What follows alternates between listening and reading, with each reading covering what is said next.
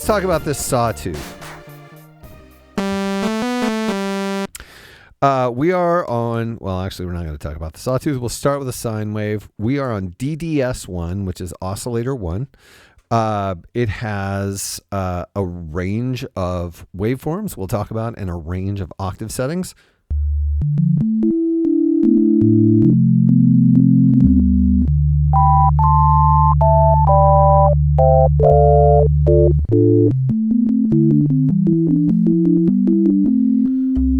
It's very nice. I love having a sine wave on a polyphonic synth because of that. That is just such a beautiful sound. So often used with organs. But yeah, it's beautiful. So let's hear the whole range of this. I'm going to switch this down to 64. What? Is it broken? No, it's just, it's out of my hearing range. That might be just sub 20 hertz. The whales are like, oh, right on. So it goes very, very low. And then if we go all the way up to the 2-foot setting, it's like totally not aliasing, which is, I think, the point. Which is totally bizarre. I need to point out also that huge range, like we went all the way under sub audio, and we're almost, I mean, for me, that's really high. Don't forget, well, you may not know, so you won't be forgetting, you just don't know. Over here in the left-hand control section, you also have octave setting there. So if we want to, this is as high as the octave range goes, but we can also start pushing it further up. There, now we're out of hearing range, or my hearing range. You're like, no, I can hear that. And I'm like, well, I'm old, shut up. Okay, so, and then we can go even higher. Here's about where I start to hear. So that's like, I don't know, 14. Okay. No, I don't know. Anyway, but suffice it to say that the range is immense. So if I bring it down to 64, we're sub audio for several octaves. So this, I think, is like one of the widest ranges I've ever worked with. It's just absolutely gigantic. So there is the sine wave. Let's listen to the saw.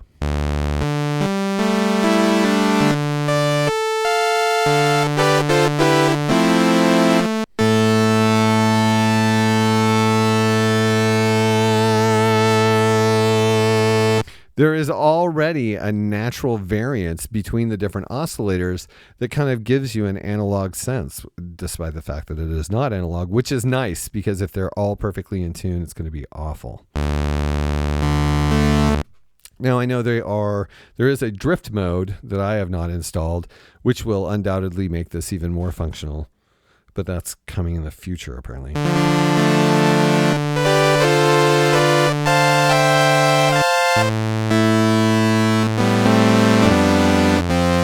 So after all these years, they have really figured out how to make digital oscillators not do the things that we didn't like about them in comparison to analog oscillators, and that is fantastic. Okay, let's go down deeper.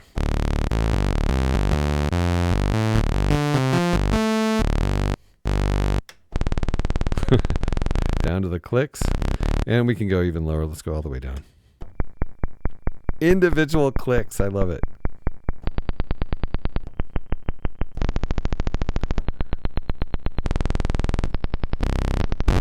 That's really fun and very obnoxious of me. I'm sorry. How about on the top?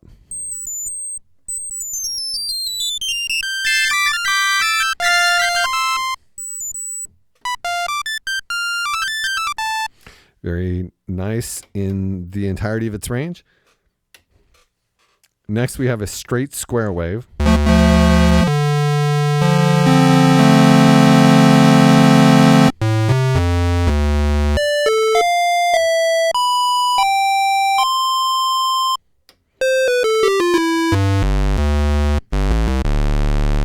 Pretty serious on the bottom end.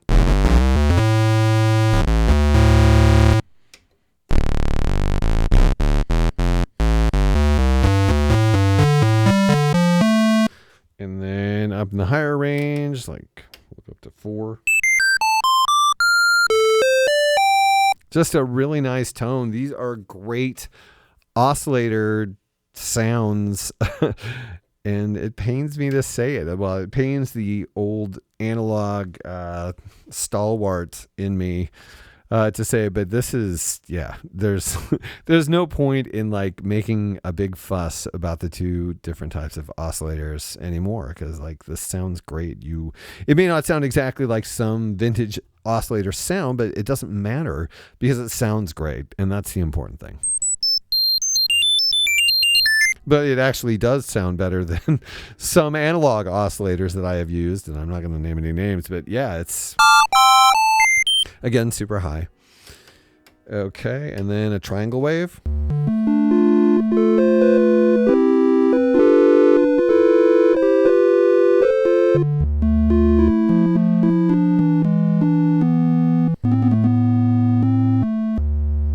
Let's go lower.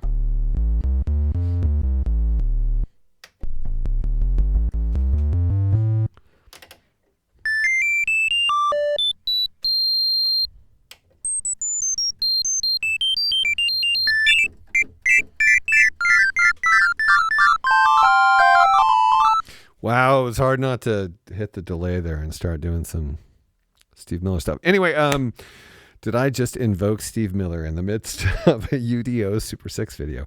Maybe I did. Okay, so next we have noise.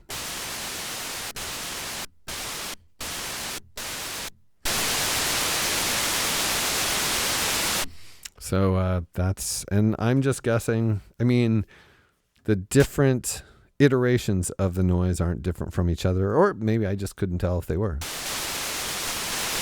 Anyway, you have a noise source in oscillator 1, DDS1.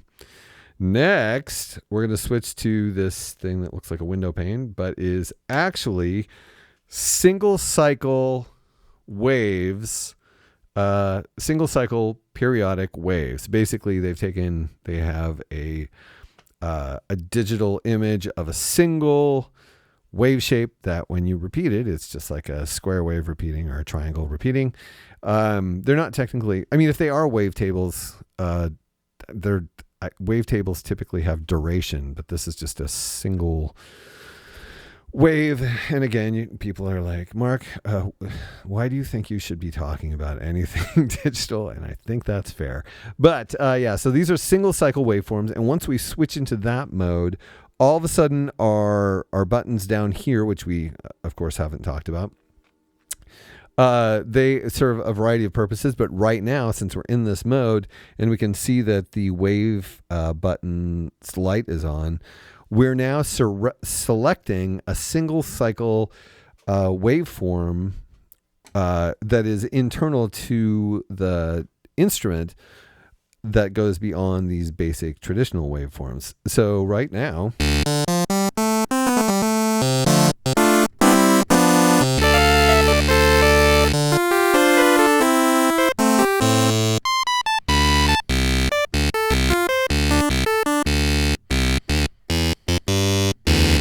let's go down lower. That, I mean, your synthesis is over, basically, right? You could just use that like that. That's fantastic. And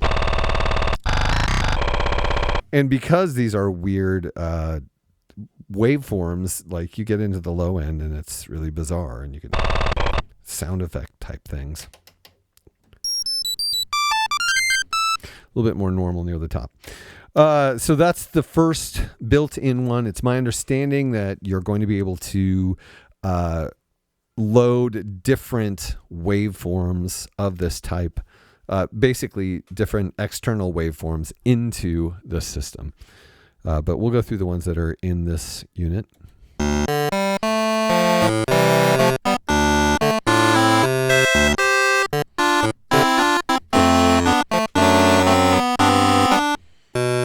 Nice.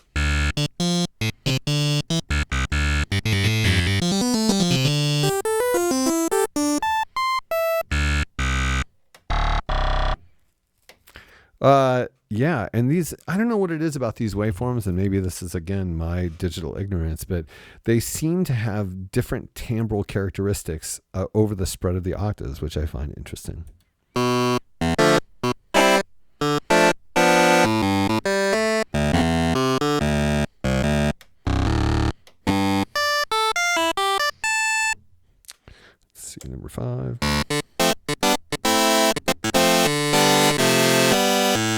Of course, keep in mind that as I always demonstrate, I have my envelope not on because we're not listening to the envelope. We're just listening to the timbres of the oscillator.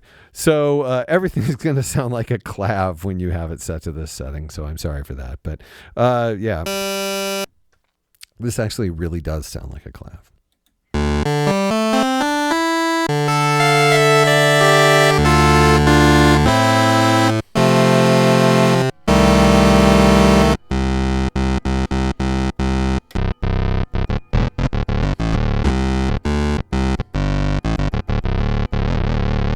Oops, ooh, activated the aftertouch there. That was exciting. This is the 7th one.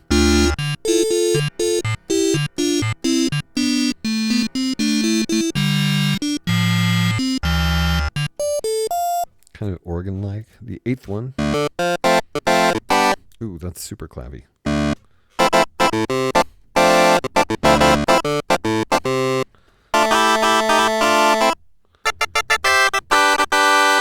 Ooh, I really like that. Kind of organy.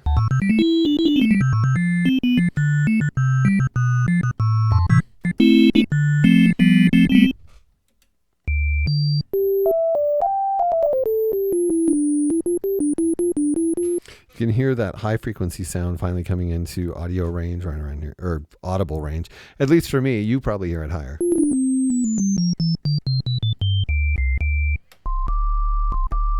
That's really weird to hear those frequencies so separated.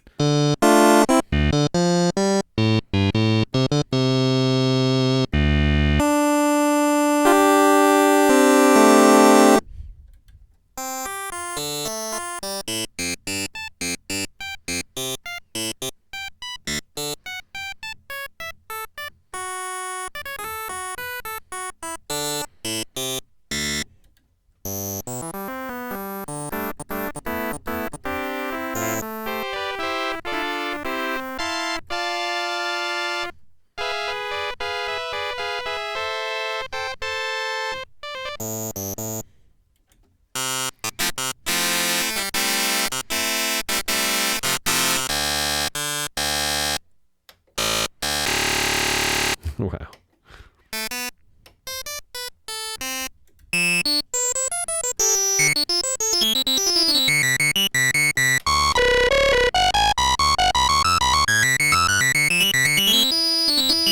They sound so strange. Once you start doing filter effects and other effects, eventually these waveforms are less like gratingly digital, which I don't mean to sound critical by saying that, but they are kind of like overt. Yeah, as you employ synthesis, these sounds become quite a bit different under different circumstances, and in many cases, super warm and rich and beautiful. And a lot of them have a real vocal quality once you start engaging in the filtering and stuff. It's very interesting.